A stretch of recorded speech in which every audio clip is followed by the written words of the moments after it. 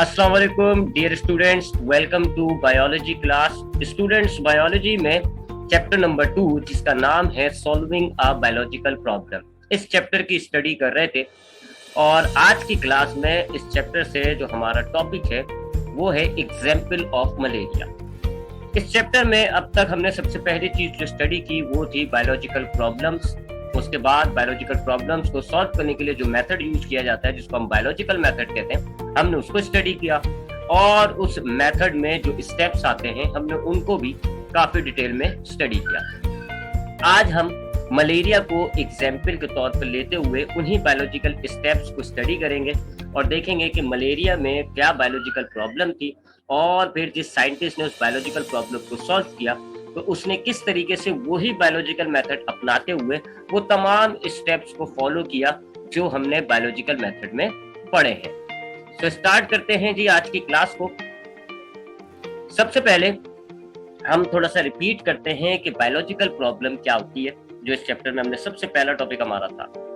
Biological problem क्या होती है जी? उन क्वेश्चंस को जिनका ताल्लुक लिविंग ऑर्गेनिज्म से होता है, उन तमाम सवालों को जिनका ताल्लुक जानदारों से होता है, उन सवालों को हम बायोलॉजिकल प्रॉब्लम्स कहते हैं। ठीक है। उसके बाद इसी चैप्टर से जो हमने दूसरा टॉपिक स्टडी किया वो था बायोलॉजिकल मेथड। और बायोलॉजिकल मेथड क्या होता है? बायोलॉजिकल प्रॉब्लम्स को सॉल्व करने के लिए बायोलॉजिस्ट जिस मेथड को अडॉप्ट करते हैं, जिस मेथड को अपनाते हैं बायोलॉजिकल प्रॉब्लम्स को सॉल्व करने के लिए, उस मेथड को आप बायोलॉजिकल मेथड कहा करते हैं। तो अगर एक लिविंग ऑर्गेनिज्म से रिलेटेड क्वेश्चन होता है तो उस क्वेश्चन को हम बायोलॉजिकल प्रॉब्लम कहेंगे और उस प्रॉब्लम को सॉल्व करने के लिए बायोलॉजिस्ट जिस मेथड को अडॉप्ट करता है उस मेथड को हम बायोलॉजिकल मेथड कहते हैं। उसके बाद मैंने आपको ये बताया कि जो बायोलॉजिकल मेथड होता है ये एक सिस्टमैटिक मेथड होता है, यानी इसमें स्टेप्स होते हैं और आपने उन स्टेप्स को सही ऑर्डर में फॉलो करना होता है। तो कौन कौन से स्टेप्स होते हैं बायोलॉजिकल मेथड के अंदर? सबसे पहला स्टेप हमारे पास जो बायोलॉजिकल मेथड में आता है, जिससे हमारा बायोलॉजिकल मेथड स्टार्ट होता है, इसको हम कहते हैं ऑब्जर्वेशंस।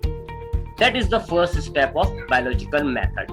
ऑब्जर्वेशंस में आप जितनी आपकी जो बायोलॉजिकल प्रॉब्लम है उससे रिलेट इंफॉर्मेशंस को इकट्ठा करते हैं। आपकी जो बायोलॉजिकल प्रॉब्लम है उससे रिलेट जितने भी मालूमात हैं वो इस पहले स्टेप यानी ऑब्जर्वेशंस में एक जगह इकट्ठी की जाती है। उसके बाद सेकंड स्टेप आता है हाइपोथेसिस।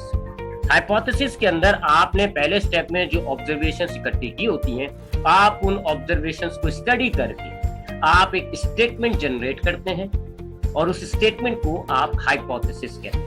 याद रखिएगा, हाइपोथेसिस जो हम बनाते हैं, जो हाइपोथेसिस स्टेटमेंट हम क्रिएट करते हैं, ये अभी टेस्ट नहीं हुई होती, ये एक अंदाजा होता है, एक गैस होता है। पहले मेथड में, पहले स्टेप में हमने मालूमात इकट्ठी करी और दूसरे स्टेप में हमने उन ऑब्जर्वेशंस को देखते हुए एक गैस, एक स्टेटमेंट जनरेट कर लिया। इसको हम कहते हैं हाइपोथेसिस।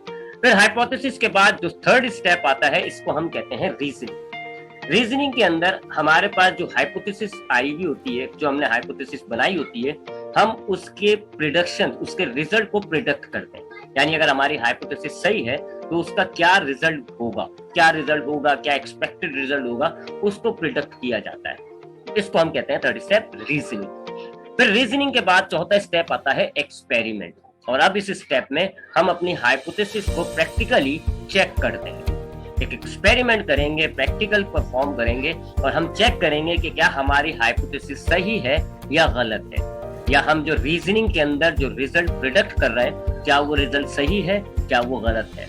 तो ये चौथा स्टेप होगा एक्सपेरिमेंट का, जिसमें हमने अपनी हाइपोथेसिस को प्रैक्टिकली चेक करना होता है। उसके बाद फिफ्थ स्टेप होता है रिजल्ट, यानी कि आपके एक्सपेरिमेंट से जो आपको इंफॉर्मेशन मिलती है, जो आपको डेटा इकट्ठा होता है, उसको आप रिजल्ट कहते हैं। और फिर इस रिजल्ट को स्टडी किया जाता है, रिजल्ट को देखा जाता है और इस रिजल्ट के जरिए हम तय करते हैं कि क्या हमारी हाइपोथेसिस सही है या हमारी हाइपोथेसिस गलत है।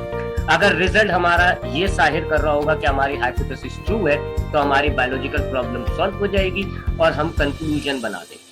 और अगर रिजल्ट साबित कर रहा होता है कि हमारी हाइपोथेसिस सही नहीं है, हमारी हाइपोथेसिस गलत है, तो फिर हम कंक्लूजन बनाने के बजाय वापस स्टेप 2 पे जाते हैं, यानी हाइपोथेसिस पे, और एक नई हाइपोथेसिस क्रिएट करेंगे। फिर उसके हिसाब से रीजनिंग बनाएंगे, फिर एक्सपेरिमेंट करेंगे, और ये प्रोसीजर उस वक्त तक रिपीट होगा जब तक आपका रिजल्ट हाइपोथेसिस को ट्रू साबित ना करते। जब हमारा रिजल्ट हाइपोथेसिस को ट्रू साबित कर रहा होता है तो हमारी बायोलॉजिकल प्रॉब्लम सॉल्व हो जाती है और हम कंक्लूजन क्रिएट कर देते हैं। तो ये तो अब तक हमने इस चैप्टर में पढ़ा कि बायोलॉजिकल प्रॉब्लम क्या होती है, बायोलॉजिकल मेथड क्या होता है, और कौन कौन से बायोलॉजिकल मेथड में स्टेप्स आते हैं।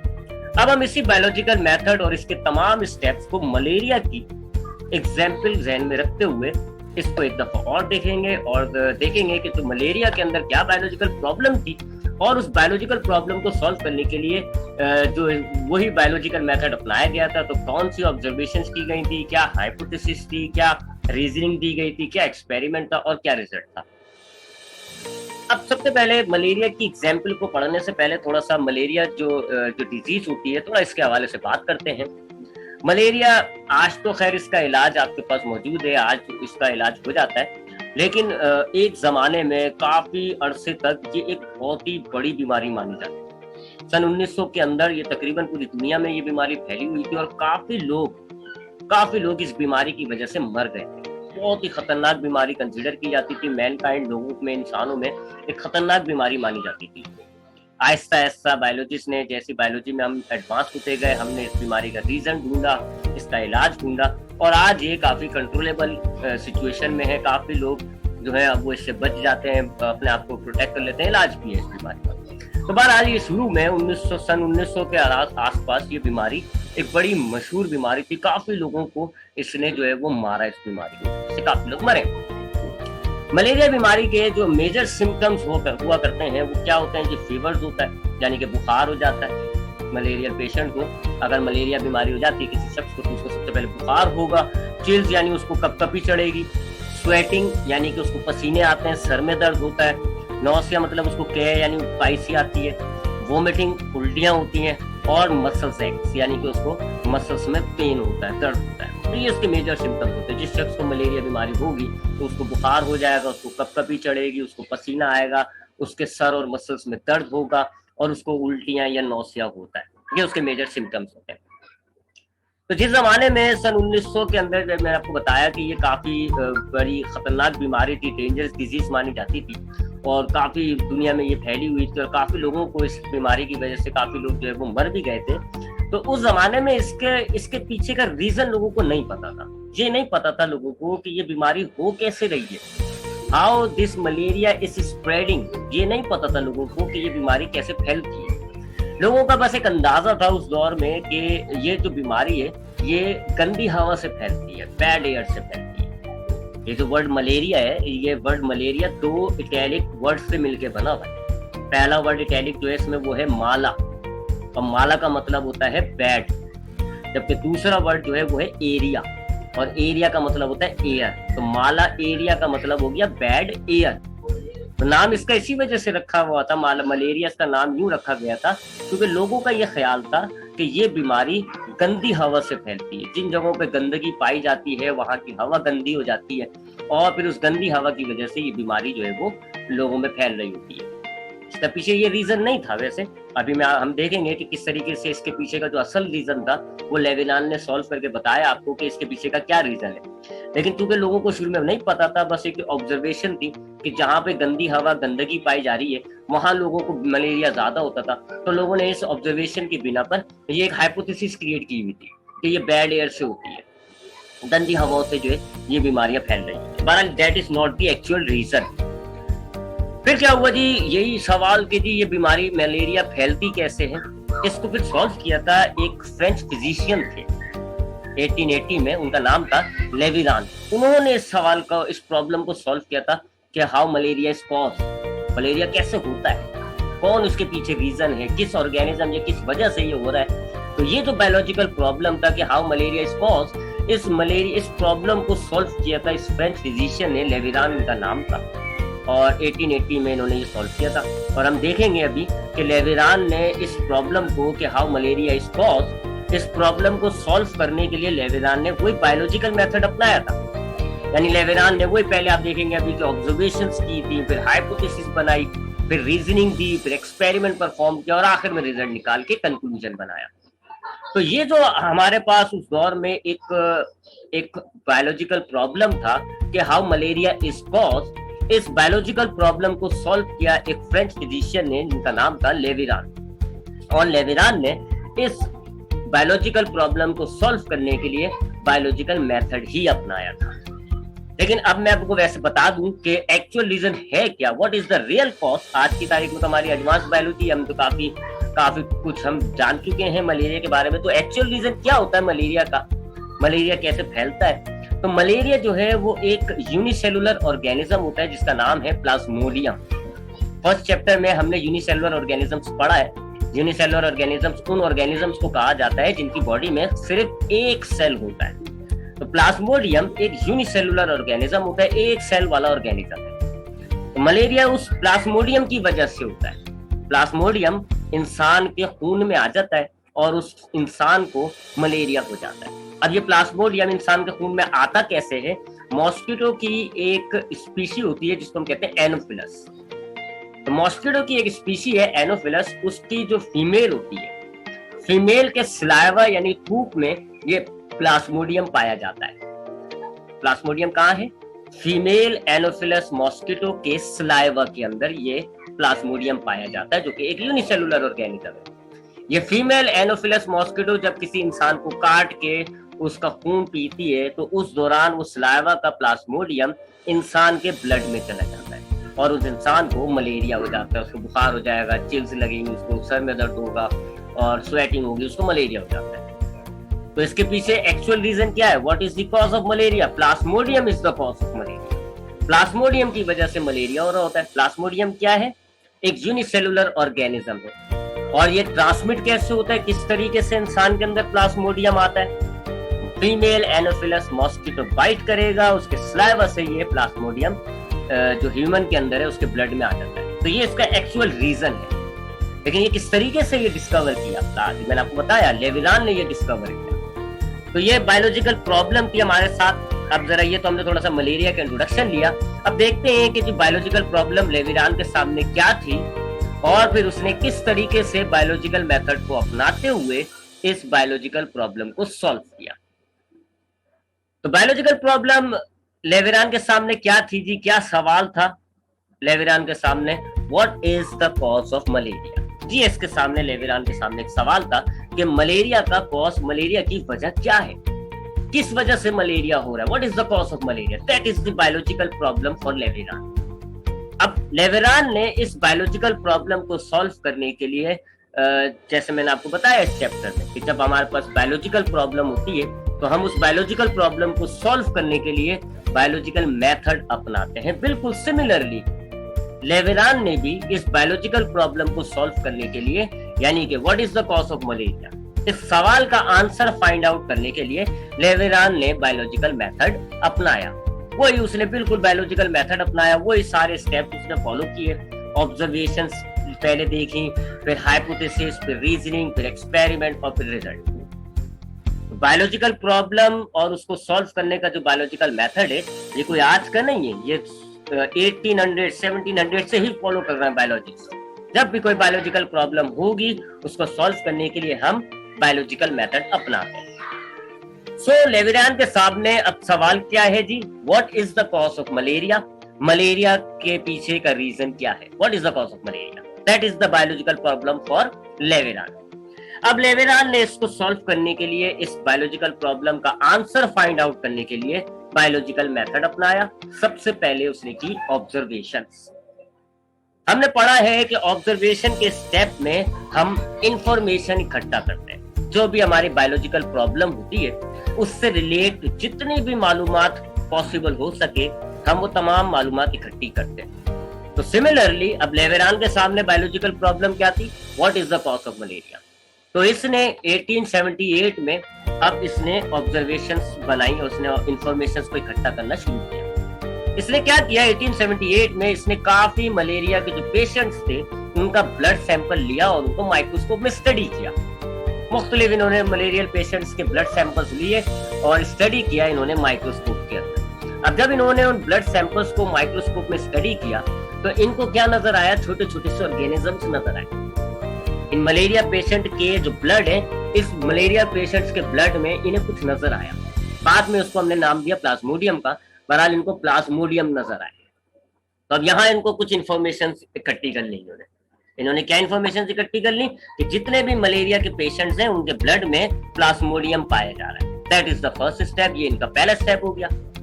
सो लेवेरान ने ऑब्जर्वेशंस क्या इकट्ठी करी, Plasmodium is present in the blood of malaria patients.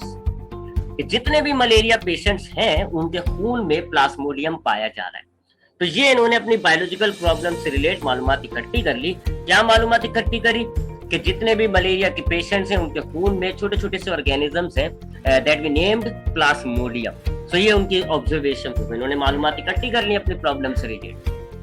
तो देखा आपने, पहला स्टेप इन्होंने वही किया जो हमने पढ़ा है, ऑब्जर्वेशन। अपनी बायोलॉजिकल प्रॉब्लम से रिलेट मालूमात इकट्ठी कर ली इन्होंने। बायोलॉजिकल प्रॉब्लम क्या थी इनकी, मलेरिया का कॉज क्या है, मालूमात क्या इकट्ठी करी इन्होंने। पहला स्टेप क्या किया इन्होंने ब्लड सैंपल को स्टडी किया और इन्होंने क्या देखा कि जितने भी मलेरिया के पेशेंट्स हैं उनके ब्लड में प्लाज्मोडियम पाया जाता है। तो दैट इज द ऑब्जर्वेशन।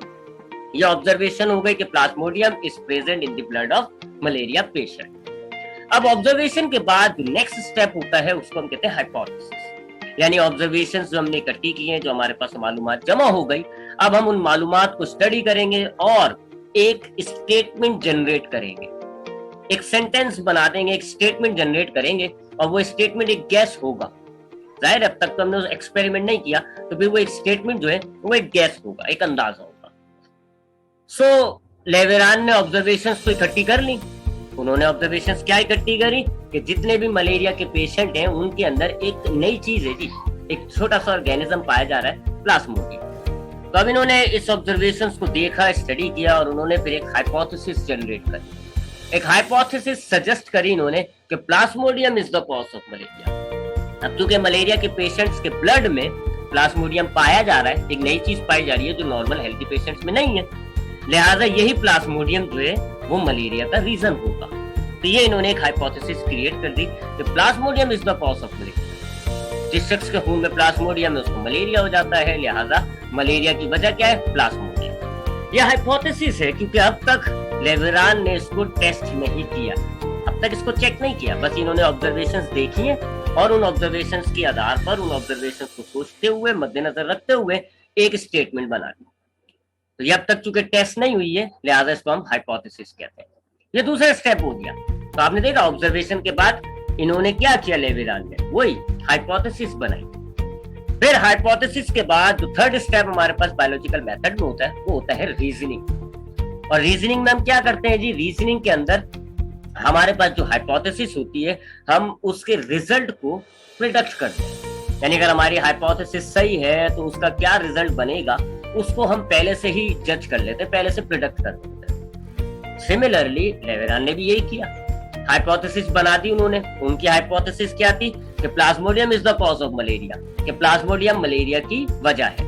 तो अब उसका रीजनिंग इन्होंने क्या दिया कि अगर Plasmodium, if plasmodium is the cause of malaria then all malarial patients should have plasmodium in their blood।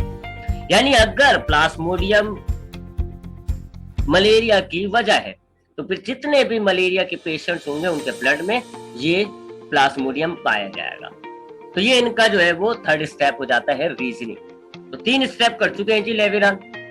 Biological problem के सामने क्या थी, what is the cause of malaria.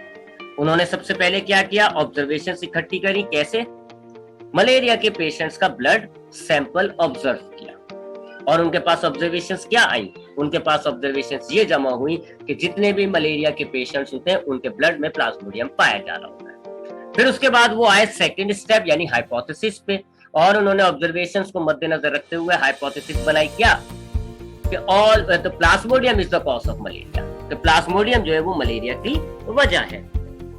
Hypothesis बनाने के बाद उन्होंने अब अपने तीसरे स्टेप पे आए, रीजनिंग। और उन्होंने क्या रीजनिंग दी कि अगर प्लाज्मोडियम मलेरिया की वजह है तो फिर तमाम मलेरिया के जो पेशेंट्स हैं उनके ब्लड में प्लाज्मोडियम पाया जाएगा। All patients should have Plasmodium in their blood, that is the reasoning. अब रीजनिंग के बाद जो हमारे पास नेक्स्ट स्टेप आता है वो एक्सपेरिमेंट कहलाता है। और अब बारी होती है हमें अपनी हाइपोथेसिस को टेस्ट करना होता है। अब हम बकायदा कोई प्रैक्टिकल कोई एक्सपेरिमेंट डिजाइन करते हैं और फिर डिजाइन करने के बाद अपनी हाइपोथेसिस को टेस्ट करते हैं। बिल्कुल यही चीज लेवेरान ने भी की। अब लेवेरान के सामने उनकी अपनी हाइपोथेसिस मौजूद है कि Plasmodium is the cause of malaria. अब इन्होंने अपने इस हाइपोथेसिस को चेक करना है। स्टेप कौन सा है? एक्सपेरिमेंट। और अब ये अपने हाइपोथेसिस को टेस्ट करेंगे। तो लेवेरान ने एक एक्सपेरिमेंट परफॉर्म किया अपनी हाइपोथेसिस को चेक करने के लिए। उन्होंने एक एक्सपेरिमेंट परफॉर्म किया। उन्होंने क्या किया? उन्होंने 2 ग्रुप बनाए, मुख्तलिफ लोगों को जमा किया और उन्होंने उन लोगों को 2 ग्रुपों में तकसीम कर दिया। एक ग्रुप का नाम रखा एक्सपेरिमेंटल ग्रुप और दूसरे ग्रुप का नाम रखा कंट्रोल ग्रुप। एक्सपेरिमेंटल ग्रुप में वो 100 लोग थे जिनको मलेरिया था, यानी कि 100 मलेरिया के जो पेशेंट्स हैं वो आपके एक्सपेरिमेंटल ग्रुप में थे, जबकि कंट्रोल ग्रुप में आपके पास 100 हेल्दी पर्संस थे। यानी आप यूं कह सकते हैं कि जो एक्सपेरिमेंटल ग्रुप है वो मलेरिया के पेशेंट्स का ग्रुप है, जबकि कंट्रोल ग्रुप जो है वो नॉर्मल पर्संस का है, यानी उनको मलेरिया नहीं है। तो ये 2 इन्होंने ग्रुप बना लिए। 100 मलेरियल पेशेंट्स का एक ग्रुप था एक्सपेरिमेंटल ग्रुप और हेल्दी पर्संस का एक ग्रुप था, उसको कहा उन्होंने कंट्रोल। अब उन्होंने क्या किया? एक्सपेरिमेंटल ग्रुप, कंट्रोल ग्रुप, दोनों में जो लोग थे उनका उन्होंने ब्लड सैंपल लिया और माइक्रोस्कोप में स्टडी किया। यानी इन्होंने एक्सपेरिमेंटल ग्रुप में जितने भी लोग थे वो सारे मलेरिया के पेशेंट से सबका इन्होंने ब्लड सैंपल ऑब्जर्व किया और कंट्रोल ग्रुप में भी जितने लोग थे सबका ब्लड सैंपल इन्होंने माइक्रोस्कोप में ऑब्जर्व किया। तो तकरीबन 200 बंदों का इन्होंने ब्लड सैंपल लिया और ऑब्जर्व किया। ये एक्सपेरिमेंट था इनका। ये क्या था? ये इनका एक्सपेरिमेंट हो गया। अब एक्सपेरिमेंट के बाद अगली बारी आती है जी रिजल्ट की। यानी आपने जो पिछले स्टेप में प्रैक्टिकल किया, जो आपने एक्सपेरिमेंट किया, अब आप उसके रिजल्ट को लेंगे, देखेंगे कि वो रिजल्ट आपको क्या बता रहा है। तो सिमिलरली लेवेरान ने भी यही किया।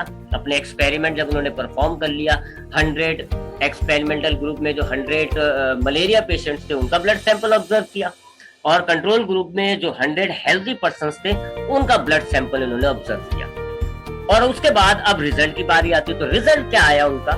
रिजल्ट ये आया कि उनके जो कंट्रोल ग्रुप वाले जितने भी लोग थे उनके ब्लड सैंपल में प्लाज्मोडियम नहीं था, क्योंकि वो हेल्दी थे, वो सही थे, उनको मलेरिया नहीं था, लिहाजा उनके ब्लड में प्लाज्मोडियम नहीं था।